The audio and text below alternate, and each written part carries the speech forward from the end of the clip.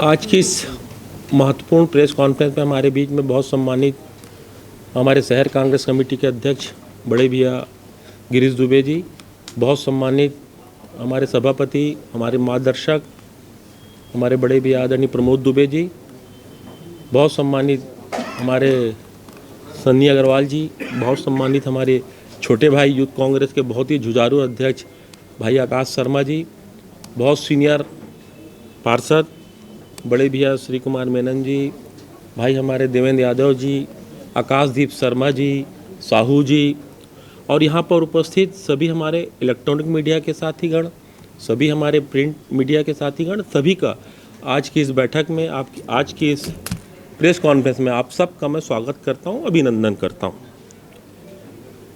बहुत सारा जो सार आदरणीय गिरीश भैया ने आपको बताया, आदरणीय प्रमोद भैया ने आपको बताया कि 30 तारीख से हम लोग पदयात्रा चालू कर रहे हैं। संगठन, पार्षद, वार्ड अध्यक्ष, कांग्रेस कमेटी के सभी सीनियर लोग, सभी लोग हम लोग पदयात्रा करेंगे। और सीधा इस पदयात्रा का सीधा मकसद ये है कि जो सरकार की जो योजना है, मेरे ख्याल से ऐसी कोई वर्ग नहीं बचा होगा, बच्चे के जन्म से लेकर मरण तक के, एक युवा से लेकर बुजुर्ग तक के, जो सरकार ने पूरे वर्गों के लिए आदरणीय भूपेश बघेल जी की सरकार ने काम किया है। हमारा उद्देश्य ये है कि चाहे हमारी सरकार की बहुत सारी योजनाओं का जिक्र आदरणीय प्रमोद भैया ने किया, बहुत सारी स्वामी आत्मानंद स्कूल से लेकर अगर हम गिनाना चालू करेंगे तो ऐसी बहुत सारी योजना है जो हमारे इस छत्तीसगढ़ में, हमारे रायपुर शहर में चल रही है। उन योजनाओं को अंतिम व्यक्ति तक पहुंचाने का काम, लोगों को बताने का काम, ये हम लोग जब पदयात्रा करेंगे तो अंतिम व्यक्ति तक पहुंचाने का काम हमारे द्वारा, संगठन के द्वारा, सभी सामूहिक होकर अंतिम व्यक्ति तक पहुंचाने का काम हम लोग करेंगे। दूसरी बात, पिछले 15 साल भारतीय जनता पार्टी की सरकार रही इस छत्तीसगढ़ में, रायपुर में। दो बहुत बड़े बड़े कद्दावर मंत्री यहाँ से रहे, 15 साल मिनिस्टर रहे, 15 साल वो कैबिनेट मंत्री रहे। कभी रोड चौड़ीकरण की कभी बात नहीं की है, कभी मुआवजे की बात नहीं की है, कभी पैसा देने की बात नहीं करे। हमारी सोच जैसा हम बोलते हैं, हमारी सरकार जो बोलती है उसको हम लोग करते हैं। जो लोग 15 साल में कुछ नहीं कर पाए, अब वो उम्मीद कर रहे हैं कि हम 4.5 साल में कर लें, और कर भी रहे हैं हम लोग। आपने 15 साल तो कुछ नहीं किया, मगर आप बोल रहे हैं कि 4-4.5 साल में आप कर दो। क्या चौड़ीकरण का काम स्टेशन रोड में, क्या आप सब लोग गवाह हैं? क्या स्टेशन रोड का चौड़ीकरण नहीं हुआ? क्या वहां पर आवाजाही आज आसानी से हो रही कि नहीं हो रही है? उसको भी पिछले 20 साल से खींचते आ रहे हैं, मगर आज वो चौड़ीकरण हुआ कि नहीं हुआ? रही फूल चौक की चौड़ीकरण की बात, तो वो भी चौड़ीकरण हो रहा है। 10 करोड़ रुपए सरकार ने दिया।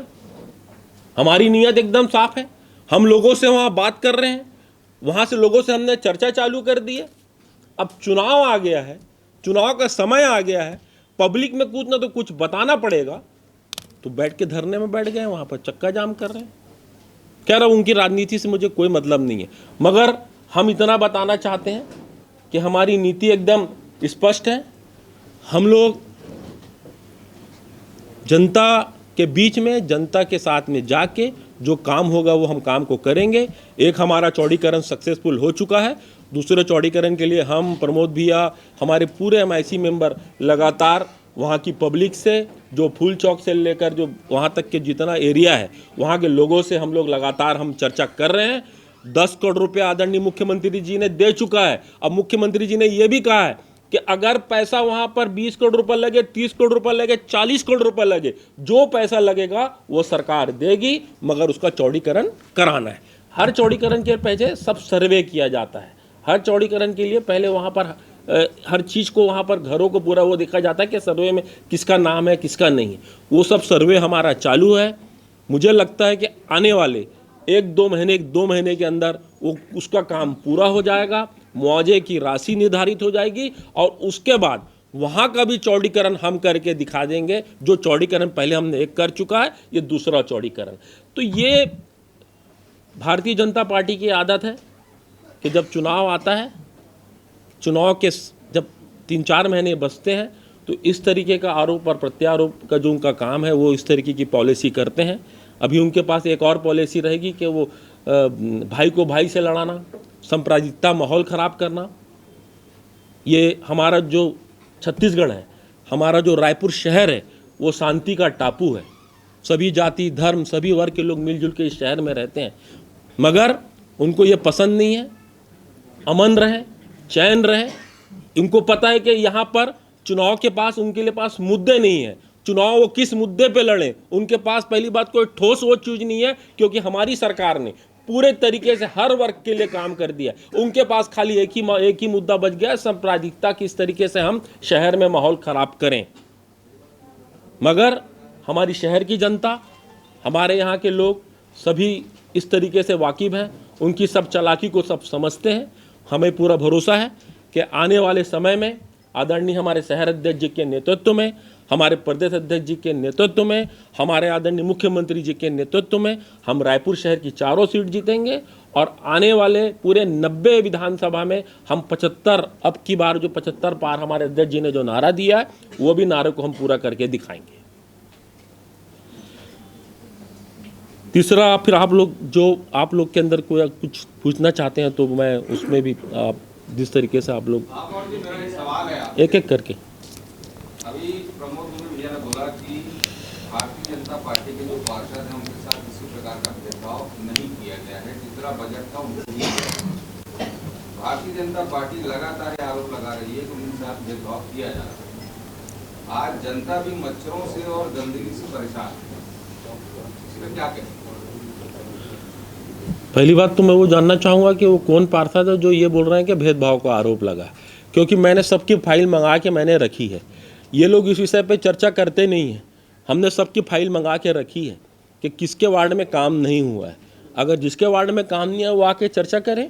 और सबसे बड़ी बात, ऐसा कोई वार्ड नहीं है 70 वार्ड में जिस तरीके से हमारे सभापति जी ने कहा है, हमने कहीं पक्षपात नहीं किया है। हम दलगत राजनीति से उठ के रायपुर का विकास किया है। हम ये नहीं देखें कि ये फलाना पार्टी का है, ये इन लोग देखते थे। हमने प्रमोद भैया के समय में देखा वो किस तरीके से लड़के हमारे रायपुर शहर का उन्होंने काम कराया, किस तरीके से वो मैदान में उतर के हम सबको साथ में ले जाके वो लड़ाई लड़ते थे। हमें उस समय का हमें पता है जब वो पक्षपात करते थे, मगर अभी हमने पक्षपात नहीं किया है।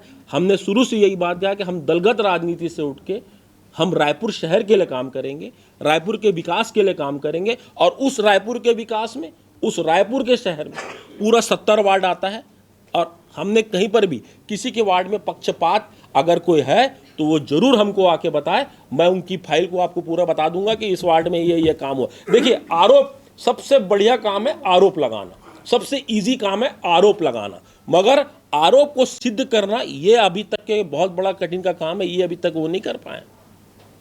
अगर आरोप को सिद्ध करें और ये बता दें कि भाई हम ये आप बाजू के वार्ड में काम कर रहे हो, हमारे वार्ड में काम नहीं हुआ, किसी का वार्ड है तो बताएं। मैं तो तैयार हूं उसको भी, मैं उससे बात करने के लिए, अगर भारतीय जनता पार्टी के साथ हम पक्षपात कर रहे हैं तो।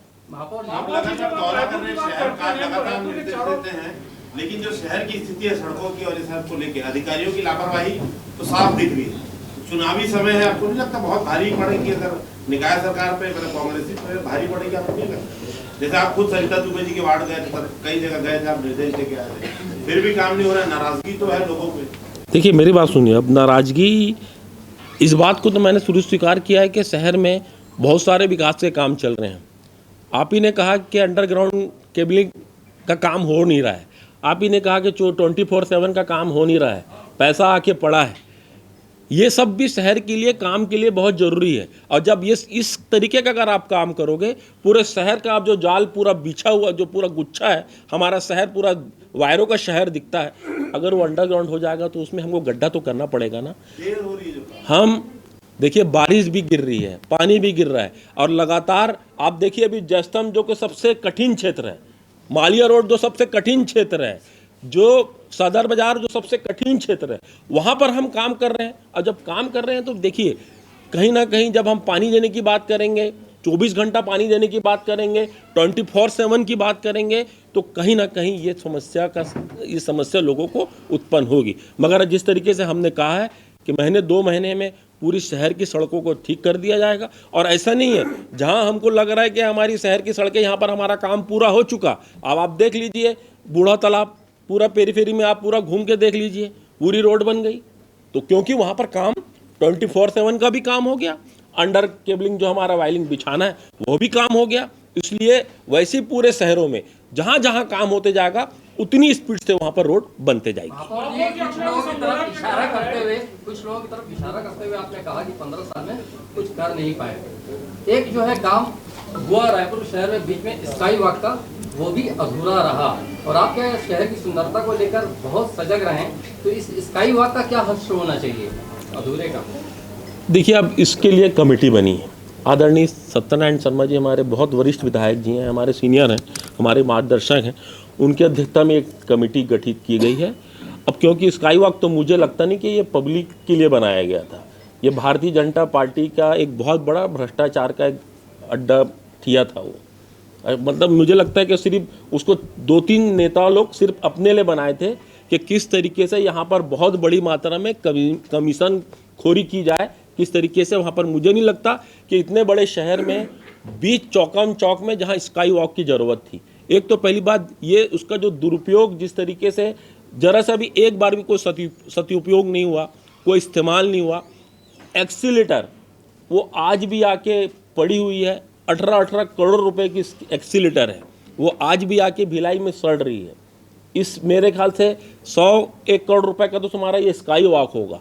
तो कुल मिला के अगर इसमें हम लोग पूरा अगर गुणा भाग करेंगे तो सिर्फ ये 2-3 आदमी के द्वारा ये भ्रष्टाचार का एक बहुत बड़ा जगह बनाई गई थी, और भ्रष्टाचार हुआ भी और लोगों को मिला भी, मगर जनता के साथ धोखा हुआ। जनता के लिए कोई यूज नहीं था, बल्कि उसके बदले उस स्काई वॉक के बदले अगर हम और कहीं कोई सड़क बना देते, और कहीं अगर हम पुल बना देते, और कहीं अगर हम नली नाला बना देते या और कोई अच्छा काम कर लेते, तो मुझे लगता है वो बहुत बड़ा यूजफुल था।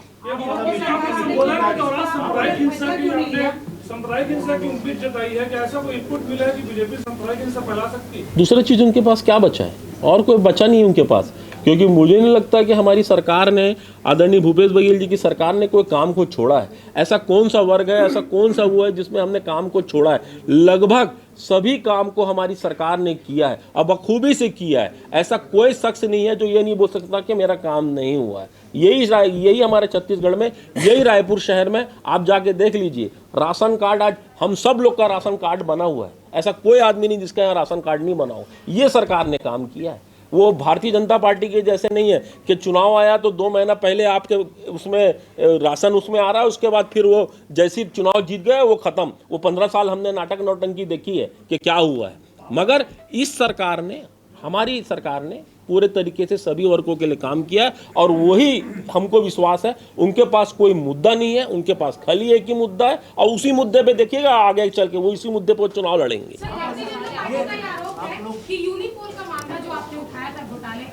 ठंडे बस्ते में चला गया है, वो पहले मामले उठाए गए तो उस पर कोई कार्रवाई नहीं कही। FIR की बात आपने कही थी, बीजेपी का ये कहना है कि वो मामला ही कहाँ गया? यूनिपोल तो अभी भी पूरे शहर में नजर आ रहा है। देखिए मेरी बात सुनिए, जो संबंधित अधिकारी थे उनके ऊपर कार्रवाई हुई, पहली बात। दूसरी बात, इसकी कमेटी आपको पता है कि मंत्रालय से बनी है। अगर हमारे इधर भी कमेटी बनी, हमें ऐसा लगा कि ये अधिकारी इसमें दोषी है, ये अधिकारी इसमें, आप देख लिया सब अधिकारी का यहाँ से ट्रांसफर हो गया जो अधिकारी इस काम को देख रहे थे। ना इसमें जांच बंद हुई है, और ये भी बोल रहा हूँ कि इसमें जो दोषी हो गए उसको हम लोग बख्शेंगे नहीं। कार्रवाई चल रही है, काम चल रहा है मंत्रालय स्तर पे, और मेरे ख्याल से जैसी जांच चली 15 दिन नहीं हुआ तो हम 3 अधिकारियों का यहाँ से तबादला हो गया। 3 अधिकारी यहाँ से अपनी अब इधर उधर चले गए। जांच मंत्रालय स्तर पे चल रही है, और जांच आएगी, कार्रवाई भी होगी, चाहे फिर वो कोई भी हो। ये बसंत विहार गुरुद्वारा में सड़क है और नाली दोनों नहीं पहुंच जाते हैं वहाँ पर। और जो बसंत विहार कहाँ पर आता है भैया? वार्ड 3 में, वार्ड 3 नारद कौशल है वहाँ पर पार्षद। अब इसकी जानकारी जैसे अभी आपसे प्राप्त, 10 से 15 बार आवेदन। इसकी जानकारी आपसे मुझे प्राप्त हो रही है, जरूर इसको हम संज्ञान में लेंगे। हाँ? वो कॉलोनी एक्चुअल में मेरे ख्याल से उसका न लेआउट पास है ना उसका रेरा से पास है। वो मेरे ख्याल से अब कॉलोनी जो बनी वो अवैध कॉलोनी बनी है, क्योंकि मुझे नहीं लगता कि अगर जो कॉलोनी कॉलोनाइजर होगा उसका रेरा से पास भी होगा, उसके सब लेआउट भी उसके पास होंगे, उसके नक्शे भी पास होंगे। जब इतना सारा वो काम कराएगा तो हम रोड भी बना के देंगे, हम लाइट भी लगा के देंगे, हम ड्रेनेज सिस्टम भी बना के देंगे, तो ये काम होगा। अगर वहाँ पानी भर रहा है तो ये मान के चलिए कि वो कॉलोनी अवैध है। विधायक बृजमोहन अग्रवाल जी ने एक बड़ा आरोप लगाया है, धरना प्रदर्शन अभी किया था उन्होंने, और बड़ा आरोप लगाया कि नगर निगम में लगभग 1200 करोड़ का भ्रष्टाचार हुआ है। ये बड़ा गंभीर आरोप है, क्या कहेंगे आप इसमें? साथ ही साथ कहा है कि रायपुर को आपने खोदा पुल बना दिया। 15 साल में तो लोग ने यहाँ पर हांगकांग बना दिए थे इसको। पिछले 15 साल में तो ये हांगकांग बना दिए थे। नहीं, ये इनका जवाब क्या लगा? भ्रष्टाचार हुआ है। 1 मिनट, इसका मैं जवाब दे दूं। तो नगर निगम पर अटैक किया उन्होंने। देखिए, पूरे के पूरे पार्षद, भारतीय जनता पार्टी के पूरे पार्षद प्लेन में सफ़र करके दिल्ली जाते हैं। दिल्ली में पुरी जी से मिलते हैं, आदरणीय सांसद जी भी मिलते हैं, आदरणीय विधायक जी भी मिलते हैं, आदरणीय पूर्व मंत्री जी भी मिलते हैं। पूरे के पूरे भारतीय जनता पार्टी के जितने पार्षद हैं सब सुबह के सुबह सभी लोग फ्लाइट में गए थे। पूरा भ्रष्टाचार का उन्होंने आरोप लगाया था। वो लोग ये भी कहते कि पूरा भ्रष्टाचार का, इसमें दूध का दूध और पानी का पानी होगा। क्या हुआ भैया? क्यों टीम आई भी, जांच भी करी? क्यों आपने अगर हमने कोई गलत काम किया, केंद्र के पैसे का दुरुपयोग किया है, तो फिर हमें बताएं कि भाई हमने आपका ये पैसा, आपने भ्रष्टाचार किया, आपने इसमें गलत, आपने पैसे का दुरुपयोग किया, बताएं वो चीज़ को। केंद्र से टीम भी आई, जांच भी हुई, जो जांच होगा, यदि हम गलत हैं तो बताएं। हमने तो जांच नहीं बुलाई थी, यहीं से तो गए थे सब लोग प्लेन से, 35-35, 40-40 लोग गए थे फ्लाइट से। उसके आने के बाद क्या हुआ? वहां से टीम आई, पुरी जी से मिले, कई सारे मिनिस्टरों से उन्होंने मिला। अगर कोई बात अगर हमारी गलत है तो आके बताएं। अगर हमने भ्रष्टाचार, देखिए मैंने एक बात को साफ एक बात बोलूं, ये पूरी ना झूठ बोलो पार्टी है, झूठ बोलो। भारतीय जनता पार्टी का अगर दूसरा प्राय अगर पूछोगे ना तो ये झूठ बोलो पार्टी है, ये सच कभी नहीं बोलती। अगर हमने भ्रष्टाचार किया है तो आके बताए भैया। 1300 करोड़ रुपया सबसे इजी काम है आज की डेट में, किसी को भी आरोप लगा देना। अगर मैंने 1300 करोड़ का अगर कहीं कुछ गड़बड़ हुआ है तो सिद्ध करें, बताएं, सिर्फ बोलने से नहीं होता। अगर बृजमोहन जी को इतनी जब चिंता है तो यहाँ के पार्षद, यहाँ के नेता प्रतिपक्ष जी, हम मीनल चौबे जी, वो क्या कर रहे हैं? वो इस चीज़ को क्यों नहीं बोल रहे हैं? वो भी तो दिल्ली गए थे ना, तो करें ना। दिल्ली का खुलासा क्यों नहीं कर रहे हैं? दिल्ली की पूरी टीम आएगी, 4 दिन में पूरा दूध का दूध, पानी का पानी हो जाएगा। इतना बड़ा स्मार्ट सिटी में 100 करोड़, 1000 करोड़, पता नहीं कितने का वो लोग घोटाला बताए थे। क्यों इसको सिद्ध नहीं करते? सिद्ध तो करें। चौपाटी से भी उनको वो मिल गया है। अब चौपाटी का भी जो उन्होंने इतना बड़ा आंदोलन लगाए थे, मतलब चौपाटी में भी पूरा निरीक्षण हुआ, चौपाटी में भी पूरी नाप जोक हुआ, चौपाटी में भी पूरा नक्शे को पूरा हाईकोर्ट ने उसको संज्ञान में लेके जांच किया। अगर हम गलत होते तो क्या हमें हाईकोर्ट वहां पर से वो देता? कुल मिला के ये लोग ने एक आरोप और प्रत्यारोप का इनका वो है। इनके पास जमीन में कोई हकीकत नहीं है, इनकी पूरी जमीन पूरी तरीके से खसक गई है, और आने वाले समय में जो एक बचा है ना वो भी चले जाएगा। पूरी 4 की 4 यहाँ पर कांग्रेस पार्टी जीत कर आएगी। जो चौपाटी बोले तो अनिश्चित काल आंदोलन था, तो बीच में कैसे खत्म हो गया? यही तो आप लोग को पूछना चाहिए जी। वो जो अनिश्चितकालीन हड़ताल थी, अनिश्चितकालीन, देखिए वो तो वही उसका जवाब दे पाएंगे कि आप अनिश्चितकालीन बैठे थे, फिर आप क्यों उठ गए। मुझे लगता है कि ज़्यादा जवाब इसके पीछे जो बैठे थे वही दे पाएंगे कि क्यों नहीं दे पा रहे हैं इस चीज़ का जवाब। सरकार ने योजना लाई थी, जो जमीन जिसपे जो लोग पुराने काबिज थे, उसकी आड़ में रायपुर में बहुत तेजी से अवैध कब्जा हो रहा है। दलदल सिटी चले जाइए, मुआ चले जाइए, गोकुल नगर, संजय नगर, मोतीपुर, एकदम तमाम दिखता है बिना लेआउट के सब कॉलोनियां उसमें बसी जा रही है। इस पे कोई कार्रवाई नहीं हो रही है। देखिए, राजस्व विभाग तो ठंडे बस्ते में पूरा मामला डाल देता है। करोड़ों की जमीन है, नगर निगम के तमाम उसमें प्रोजेक्ट आ सकते हैं। और सुशीला धीवर जी के वार्ड में हमने देखा कि निगम का क्षेत्र है, वहां पर मतलब 1-2 एकड़ जमीन है, करोड़ों रुपए की, उसको कब्जा कर लिया। देखिए ऐसा है, ऐसा कोई जहाँ पर संज्ञान में जो चीज़ आती है उसके ऊपर त्वरित कार्रवाई भी होती है। जहाँ जहाँ हमको संज्ञान में आया, बहुत सारी चीज़ों का अभी हमें वहाँ पर भी संज्ञान में आया। वार्ड नंबर 60 में वहाँ पर भी हमने लोगों के ऊपर, वहाँ पर भी हमने बुलडोजर चलाया, वहाँ पर भी हमने अवैध कब्जा खाली करवाया।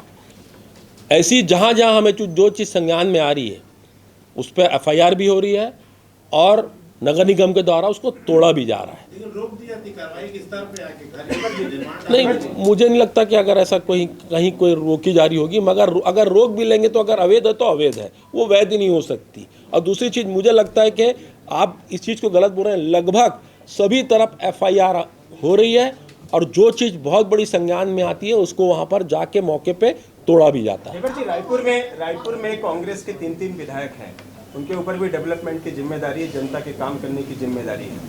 लेकिन जिस तरह की एंटी इनकम्बेंसी नगर निगम में विशेषकर आपके समक्ष खड़ी हुई है, क्या ये वार्ड यात्रा में वो एंटी इनकम्बेंसी आप खत्म करेंगे? नहीं, देखिए इसको अपन एंटी इनकम्बेंसी नहीं बोल सकते। दूसरी चीज़, हम तीनों विधायकों का बहुत सम्मान करता हूँ और रायपुर शहर में यदि काम भी होता है तो हम लोग उनके मार्गदर्शन में, उनसे पूछकर, एक दूसरे की जानकारी में लेके हम लोग काम को करते हैं। एंटी इनकम्बेंसी की कहीं पर भी बात नहीं है। ये आप लोग को भले ऐसा लगता है, मगर हम लोग कांग्रेस पार्टी बहुत ही अपने जिस तरीके से हमारा संगठन है, जिस तरीके से हमारे गिरीश दुबे जी हमारे अध्यक्ष हैं, हम कोई भी काम को करते हैं, हमारा एक प्रोटोकॉल होता है। उस प्रोटोकॉल के तहत हम काम को कर रहे हैं। विधायक जी लोग भी उस प्रोटोकॉल में आते हैं, हमारे शहर कांग्रेस कमेटी के भी उस प्रोटोकॉल में आते हैं और जो भी काम को हम करते हैं अपने प्रोटोकॉल में करते हैं। मुझे लगता है तीनों विधायक जी ने भी बहुत डेवलपमेंट अपने अपने क्षेत्रों में किया है और भी आगे अच्छा वो काम कर रहे हैं। हम बल्कि हाँ, ये यात्रा में देखिए, पहले तो ये विधानसभा वाइज है, ये पहले दक्षिण विधानसभा में चालू होगी, उसके बाद अब अध्यक्ष जी से बात चल रही है। अध्यक्ष जी जैसा दिशा निर्देश होगा वो उसका पालन किया जाएगा, जिस तरीके से अध्यक्ष जी जो भी इस यात्रा का नाम देंगे।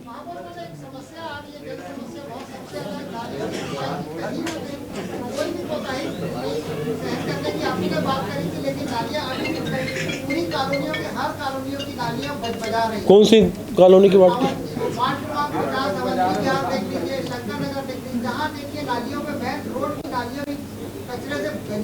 शंकर नगर में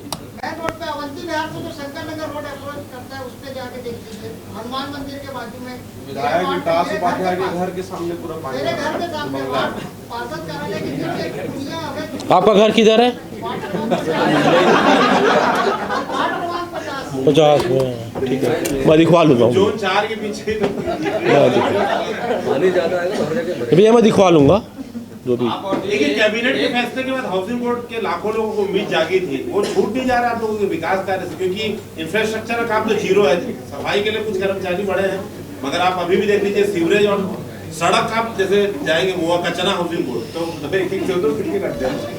देखिए अब ऐसा है कि ये अभी एकदम से लेटेस्ट अभी हमारे पास में आया है, धीरे धीरे हम लोग प्रयास कर रहे हैं। अब क्योंकि मुझे लगता है कि जब सिर्फ सफाई के आदमी से लगेगा, वहाँ पर हमको सब पूरा मशीन लगेगी, क्योंकि लड़ाई लड़ने जा रहे हो तो पूरा आपको वहाँ की सामग्री भी लगेगी युद्ध के लिए। तो मुझे लगता है कि जैसे जैसे हम वार्डों में घुसते जा रहे हैं, धीरे धीरे हम फिर वहाँ पर सामान वामान को भी वो करके गाड़ियाँ लगेगी, डंपर लगेगा, जेसीबी लगेगा, तो धीरे धीरे मुझे लगता है कि आने वाले 1-1.5-2 महीने में पूरे तरीके से व्यवस्थित किया जाएगा। उस समय के सब ठेकेदार लोग हैं, वो लोग 15, आप लोग उनसे 15 हैं। Express highway, foot over bridge, ये सभी तो ठेका, अंडर ब्रिज, जितने उनके प्रोजेक्ट थे सब में तो पानी भरता था, सब अधूरे रहते थे। वो भी तो ठेकेदार लोगों ने किया था, उनके वही बोल रहे हैं ना, उनके समय के ठेकेदार थे, उन्हीं के समय के ठेकेदार।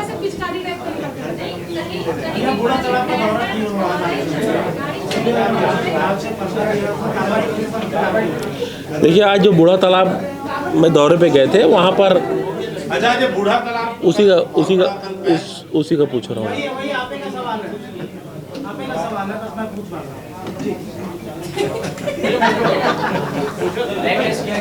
बूढ़ा तालाब का जो एक रोड है वो पाथवे बना, वो पूरे तरीके से भसक गया। अच्छा है कि वहाँ पर कोई दुर्घटना नहीं घटी, अगर शायद कोई बच्चा या कोई होता तो दुर्घटना घट सकती थी। इसके लिए हमने जो ठेकेदार है उसको ब्लैक लिस्ट करने के लिए कहा है, उसको ब्लैक लिस्ट करेंगे। संबंधित जो अधिकारी है, जो भी वहाँ पर ये होगा, जो भी उसके ड्राइंग डिजाइन बनाया होगा, उसके ऊपर भी हमने कार्रवाई करने को कहा है कि उसको नोटिस दो और उससे कारण बताओ, पूछो कि जब इसको बना रहे थे तो क्या आपने नीचे का जो धसक गया वो तो अच्छा कि कोई दुर्घटना मतलब कोई उसमें वो नहीं हुआ, आहत नहीं हुआ, तो वो सभी चीज़ की जो है ई से और जो सब इंजीनियर है उससे पूरी पूछताछ की जाएगी और यदि संतुष्ट जवाब नहीं मिला तो उनको निष्कासित भी किया जाए। पिछले बार जो है, पिछले साल चांदनी चौक की तरफ दीवार से किया था बरसात के समय, इस बार जो है फुटपाथ फंस गया, इसमें क्या खामी है जिसके कारण ये सब हो रहा है? अब देखिए, मैंने पहले कहा कि अभी हमने उनसे जवाब तलब किया है। अब खामी तो मुझे लगता है कि जवाब तलब के बाद ही पता चलेगा, मगर मैं जब आप सुबह आज आधा घंटा वहाँ पर था तो मैंने देखा कि ज़मीन पूरी तरीके से पानी से पूरी धंस गई है। पानी जैसी पड़ा वो पूरी तरीके से, बोलते हैं वो जो लद्दी जैसी होता है ना, वो पूरी तरीके से गल गया। वही उसी तरीके से, इसलिए तो मैंने ठेकेदार को भ्रष्टाचार उसमें लिखा है कि भाई उसको सीधा सीधा काली सूची में डालो और जो अधिकारी है उनके ऊपर कार्रवाई करो। पहले उनको कारण बताओ, नोटिस पूछो और उनके ऊपर कार्रवाई करो।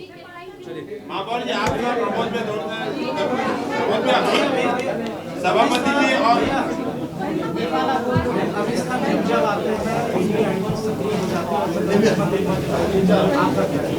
क्या मैं तो बोला ना, उनके पास चुनाव में दूसरा कोई मुद्दा नहीं है।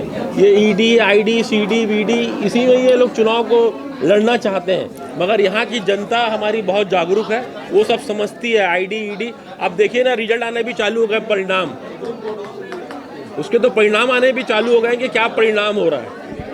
सभापति जी और मेयर जी, आपसे दोनों से एक सवाल है। भाई एक मिनट यार, जिसका हो गया बाहर चले जाना। आप दोनों से एक सवाल है कि स्मार्ट सिटी में जो काम होता है, भ्रष्टाचार साफ दिखता है। ये स्मार्ट पोल है वो ढूंढ के लगा रहे हैं। अभी आज मेयर ने कार्रवाई भी करी, ब्लैकलिस्ट के लिए बोला है। अधिकारी से सवाल पूछो तो सब हाथ खड़े कर देते हैं, कोई मीडिया को जवाब देने को तैयार नहीं, बोलते हैं हम अधिकृत नहीं। तो इस पे आप लोग क्या कहेंगे? मतलब इसमें या तो टिप्पणी आप दिए या कोई व्यवस्था कराएं, क्योंकि जब काम करते हैं फीता कटाने सब आते हैं, फोटो खिंचा लेते हैं, जवाब देने के समय सब गायब हो जाते हैं। वो लोग सब ये बोलते हैं कि संदीप भैया कभी कभी कोई चीज़ पॉजिटिव भी पूछ दे करो, तो उसका इंतजार कर रहे हो कि आप पॉजिटिव सवाल कब करेंगे। नहीं, लेकिन भाई जहाँ पर साफ गड़बड़ दिख रहा है, कोई जैसे स्मार्ट सिटी खुद की बिल्डिंग है, सब लाइट वाइट सब बंद है, मतलब बहुत सारी अनियमितता। अब देखिए, मेरी बात सुनिए कि बहुत सारी चीज़ों के लिए अधिकारी अधिकृत नहीं होता है, बहुत सारी चीज़ों के लिए अधिकारी बोलने के लिए अधिकृत नहीं होते हैं। अब आप सब इंजीनियर से पूछोगे करोगे तो वो अधिकृत नहीं होते हैं। अधिकृत या तो जनप्रतिनिधि होगा या तो कमिश्नर महोदय होंगे। तो मेरे ख्याल से आप लोग डायरेक्ट कमिश्नर महोदय से बात किया करें। डायरेक्टर तो देते नहीं, कमिश्नर देते नहीं, कोरवाल जी मना कर देते हैं, डायरेक्टर देते नहीं है। मतलब सिर्फ बिल फड़ा दे, साइन करने के लिए बैठे हैं। अब इसके लिए जैसा आप बोल रहे हैं, सब अधिकारी को एक कम से कम व्यवस्था बनाएंगे और कम से कम उनके वहाँ से कमिश्नर साहब को बोलेंगे कि आप लोग मीडिया को कम से कम अगर जो चीज़ होती है क्रिया की प्रतिक्रिया कम से कम आप लोग अपने स्तर पे भी दे करें, मतलब ज़्यादा अच्छे से आप लोग भी बता सकते हैं, हम लोग तो बताते ही हैं। अब ये यात्रा से संबंधित अगर कुछ बात है तो उसको आप बात करें, उसके बाद फिर ख़त्म करें। हाँ, आप रुक गए थे भैया।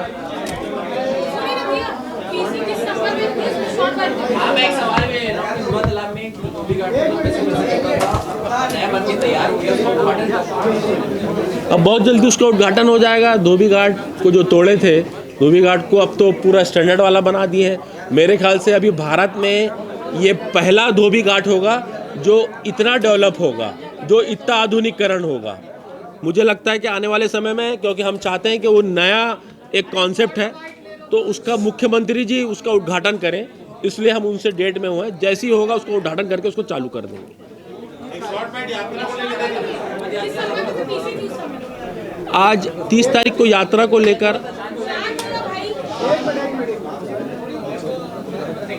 30 तारीख को यात्रा को लेकर आज यहाँ पर आज एक बैठक भी हुई, जिसमें हमारे सभी हमारे शहर अध्यक्ष, हमारे सभी ब्लॉक कांग्रेस कमेटी, हमारे सब वार्ड अध्यक्ष, हमारे सभी पार्षद, MIC मेंबर, सब लोग आज की इस बैठक में शामिल हुई। 30 तारीख को हमारी यात्रा प्रारंभ होगी।